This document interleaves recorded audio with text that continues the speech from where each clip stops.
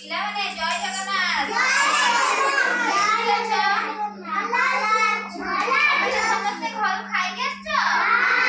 ସାକିନା କଣ ଖାଇକି ଆଇଛ? ଆଉ ତମେ ସମସ୍ତେ ପକ୍ଷୀ ଦେଖିଛ? ପକ୍ଷୀ କେଉଁଠି ରୁହେ କହିଲ? ଗଛରେ ରହେ। ଆଜି ପକ୍ଷୀ ମାନଙ୍କ ବିଷୟରେ ଜାଣିବା। ପକ୍ଷୀ ମାନଙ୍କର କେତେଟି ଗୋଡ଼ ଅଛି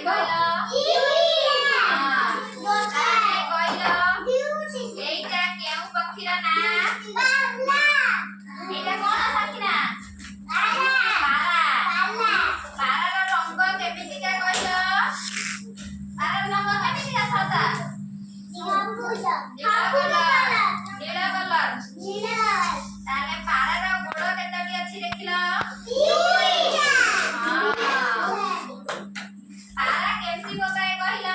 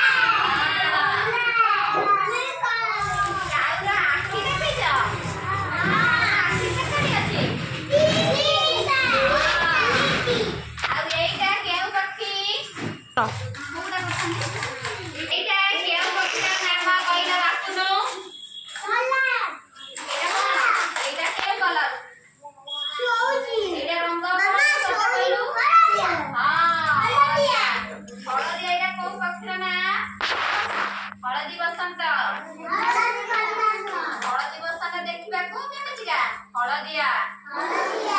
ତାପରେ ଏଇଟା